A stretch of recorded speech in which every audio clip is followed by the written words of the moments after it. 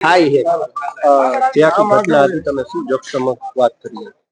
આખી ઘટના બાબતે મેં એ વાત કરી કે અત્યાર સુધી હું હેરાન થતી હતી, આ લોકો મને જે હેરાન કરતા હતા, જે મને ત્રાસ આપીને મને ખોટું બોલવા મજબૂર કરતા હતા. પણ મારે એવું હતું કે જો હું ખોટું બોલું તો મારો જીવ જોખમમાં હતો, અને આ લોકો મારી પાસે મારો ઉપયોગ કરીને મને ખોટું બોલાવવા માટે મને નિવેદન તૈયાર કરીને દેતા હતા. પોલીસ વાળાને બધા ભેગા મળીને, વકીલ ને બધા એના લોકોના ભેગા મળીને, આજે જયરા છે અને એ લોકો છે એના બધા ભેગા મળીને મારી વિરુદ્ધ મને આવું નિવેદન દેવા માંગતા હતા કે આજે 7 વ્યક્તિ છે, 6 વ્યક્તિ એના નામ તું દઈ દે એમ તો તને આમાંથી મુક્ત કરી દેશું, તારું નામ કેસ માંથી કાઢી નાખશું, આજીવન તું કે જીવીશ ત્યાં સુધીનો ખર્ચો કે અમારો, એવી મને લાલચો આપતા હતા. અને મને આમાં ધમકાવતા હતા જો તું આમ નહીં દેતો કે તારા પરિવાર ઉપર એ ખતરો છે. તો મેં કીધું કે વાંધો નહીં, તો હું આ નિવેદન દઈ દઈશ એમ હું તૈયાર. ત્યારે મેં ના પાડેલી હતી કે હું નિવેદન દેવા તૈયાર થઈશ એમ, પણ હું કોઈના નામ નહીં લઉં, કે હું જે સાચું છે એ નિવેદન દઈશ હું કોર્ટ સમક્ષ, ખોટું નિવેદન હું નહીં દઉં. તો એને કીધું કે નહીં, એ રીતનું નિવેદન નથી દેવાનું. પછી એને મને હાથે તૈયાર કરીને નિવેદન દીધું, અને એ નિવેદન મને દેવા માટે મજબૂર કરતા હતા. જયારે મેં નિવેદન અત્યારે ન આપ્યું અને મેં જે હકીકત હતી એ કોર્ટ સમક્ષ અત્યારે રજૂ કરી દીધી છે, તો હજી મારો પરિવાર છે એની ઉપર એટલો ખતરો છે કે આ લોકોની ગાડીઓ વારંવાર ત્યાં પોગી જાય છે અને હેરાન કરે છે એટલી હદે કે મારા પપ્પાને આ નથી જીવવા દેવાના, નથી અમારા પરિવારને જીવવા દેવાના. એનો એટલો ત્રાસ છે અમારી ઉપર. કોના દ્વારા તમને કહેવામાં આવતું હતું, કોના વિશે નિવેદન દેવાનું કહેવામાં આવતું? આજે આ છે એ જયરાસિંહના કહેવાથી આ બધું કહેવામાં આવતું હતું. એના માણસો વારંવાર અમારા ગામમાં ગાડી લઈને આવતા હતા, અમને ત્યાં લઈ જતા હતા, હોટલમાં જ રાખતા હતા, હોટલ થી બહાર નથી નીકળવા દેતા. હજી મારા પપ્પાને આ લોકો નહીં જીવવા દે. અમિત ખોટે જે સુસાઇડ નોટ લખી એમાં હની ટ્રેપનું કે છે, હકીકત શું છે? ના, હકીકત એ નથી. હની ટ્રેપનું એવું કઈ હકીકત નથી. મારી જયારે એને ખરાબ કર્યું એને આખે જ સુસાઇડ કરી નાખ્યું છે, અને પછી નામ મારું ખોટે ખોટું લખી નાખ્યું, અને મારી સાથે બીજાના ખોટે નામ લખ્યા, જેને ઓળખતી નથી એના નામ લખ્યા છે એમાં. કોના નામ? કોણ છે? જયરાસિંહના માણસો. તમને ખબર છે જયરાસિંહના માણસો? હા, મારા પપ્પા સાથે મુલાકાત થઈ ગયેલી છે, મારા ગામમાં આવી ગયેલા છે. કોના વિશે નિવેદન દેવાનું કહેતા હતા? અનુરૂપસિંહ કરીને છે અને રાજદીપસિંહ કરી છે, એના વિરુદ્ધ મને નિવેદન દેવાનું કહેતા હતા. અને સંજયભાઈ છે અને દિનેશભાઈ છે જે એડવોકેટ હતા, એનું વિરુદ્ધ એવું નિવેદન દેવાનું કહેતા હતા. પોલીસ માંથી તમને કોણ પ્રેશર હતું? આ પરમાર સાહેબ છે ઈ, અને આજે કેજી ઝાલા સાહેબ છે ઈ, અને ગોડલ તાલુકા પોલીસ સ્ટેશન વાળા. શું કહેતા હતા પોલીસ તમને? એને નિવેદન હાથે તૈયાર કરીને રાખ્યું હતું, બસ મને એમ કીધું હતું કે આ નિવેદન તું દઈએ છે એમ, પછી કઈ પણ થશે તો કે હું તારી અરજી લઈ લેશી કે તને કોઈ હેરાન કરશે તો એમ. ઈ નિવેદનમાં શું લખેલું?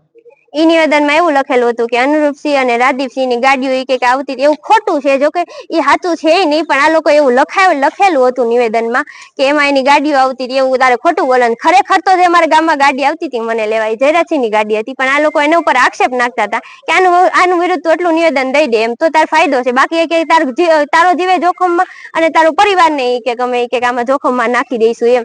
તો પછી એને 7 વ્યક્તિના નામ કીધા ને એની વિરુદ્ધ કે નામ દેવાના છે તારે, એને એમ કહેવાનું છે કે આ તારી હારે જે થયું એ ખોટું હતું, એ કે એવું તાર બોલવાનું છે, કે એવું તું સ્વીકારી લઈશ ને કે. તો મેં ત્યારે કીધું હતું કે નહીં, જે છે એ હકીકત છે, એમાં તમે ખોટું મને હું કામ બોલાવે કે તું આરોપી છો એમાંથી તને કાઢી નાખશું એમ, તો એટલું બોલી દઈશ ને. તો તમે હવે તમારી શું માંગ છે? મારી બસ ઈ જ માંગ છે કે અમારા ઘરના ને નથી કોઈ શાંતિ દેતું, નથી મારા પરિવારને કોઈ શાંતિ લેવા દેતું, મારા પપ્પાને પણ આમાં જીવ જોખમમાં છે એવું છે, તો આ લોકો એટલો ત્રાસ આપે છે, તો મારા પપ્પા આમાં કઈક કરશે તો અમે કઈ જાય શું રસ્તો કાઢશું આમાંથી. તો મારી ઈ જ માંગ છે કે આમાં અમને રક્ષણ આપવામાં આવે. મેડમ આજે તમે કોર્ટમાં આવ્યા, શું વાત છે? આજે જે સગીરા છે એમણે કોર્ટ સમક્ષ નિવેદન આપેલું છે. નિવેદનમાં એણે એવું જણાવ્યું છે કે એમને જે આ નિવેદનો જે શરૂઆતમાં જે એસપી હિમકરસિંહ સાહેબ આવીને જે તમામ ખુલાસાઓ આપતા હતા, એ હવે સગીરા એવું જણાવે છે કે તમામ નિવેદનો બળજબરીપૂર્વક લેવામાં આવ્યા છે, પોલીસે પોતાની રીતે લખાવી લીધા છે, સગીરાએ આવું કોઈ નિવેદન આપેલું નથી. એની જે કઈ પણ નિવેદનો લેવામાં આવ્યા છે ધાક ધમકીથી લેવામાં આવ્યા છે, ને આ બધાની પાછળ સગીરાના કહેવા પ્રમાણે જે આરોપ છે બધા જયરાજસિંહ અને ગણેશભાઈ જે છે એમના ઉપર છે, અને એમના કહેવા પ્રમાણે પોલીસ ખાતામાં જયારે એમની પોલીસના જે સ્ટેશનમાં હતા ત્યારે પણ સતત ગણેશભાઈના ફોન આવતા હતા. પ્લસ આજે સગીરા છે એના ઘરે જયરાજસિંહની ગાડી એમને લેવા જતી હતી, મૂકવા જતી હતી. રિમાન્ડ હોમમાંથી જે એમના વકીલ છે ઇમરાનભાઈ ઇંગ્રોજા, એમણે પણ આ સગીરાને ધાક ધમકી એવી આપેલી હતી કે તું જયરાજસિંહ બાપુ કે એ પ્રમાણે નિવેદન આપી દે તો અમે તને આ કેસમાંથી કાઢી મૂકશું, એવી લાલચ આપી હતી, ધાક ધમકી આપી હતી, તારા પરિવારને ગામમાં નહીં રહેવા દઈએ. એ બધી ધાકધમકી આપેલા હતા. ઘણા બધા જે ગંભીર આરોપ છે આ સગીરાએ લગાવેલા છે. એટલે અમારી ફરિયાદ હતી એ લિમિટેડ હતી, જે પૂજાબેનને જેટલું ખ્યાલ હતી એટલા પૂરતી હતી. એટલે હવે જે આ સગીરા છે એના તરફથી પણ અમે ફરિયાદ અલગથી દાખલ કરવાના છીએ. મેડમ સાથે સાથે વાત કરીએ, આજે જે સગીરા છે એની કઈ કોર્ટમાં નિવેદન આપ્યું છે? આજે અમે judicial magistrate first class Rajkot ખાતે ગજ્જર મેડમની કોર્ટમાં આપેલું છે. પોલીસ ઉપર કોની ઉપર આક્ષેપ છે? પોલીસ ઉપર શું કાર્યવાહી કરવા જોઈએ? જે પીઆઈ એડી પરમાર છે એમના વિરુદ્ધ આક્ષેપ છે, ડીવાયએસપી છે કેજી ઝાલા એમના વિરુદ્ધ આક્ષેપ છે, અને બીજા ઘણા બધા પોલીસ અધિકારીઓ છે. એ ડિવિઝનના એક પોલીસ અધિકારી, મહિલા પોલીસ અધિકારી છે, ડીસીપી ઝોન 2 સાહેબ છે જે જગદીશ બાંગરવા, એમના વિરુદ્ધ આક્ષેપો છે ને. એ સિવાયના ઘણા એવા પોલીસ અધિકારીઓની સગીરા વાત કરી રહી છે કે જેને એ નામથી નથી ઓળખતી, પણ જો એ ઓળખે છે. એટલે આમાં સમજીને ચાલો તો 22 થી 23 પોલીસ અધિકારીઓના નામ ખુલે એમ છે. ફરિયાદ દાખલ કરશો? હા, આના માટે અમે અલગથી ફરિયાદ દાખલ કરવાના છીએ.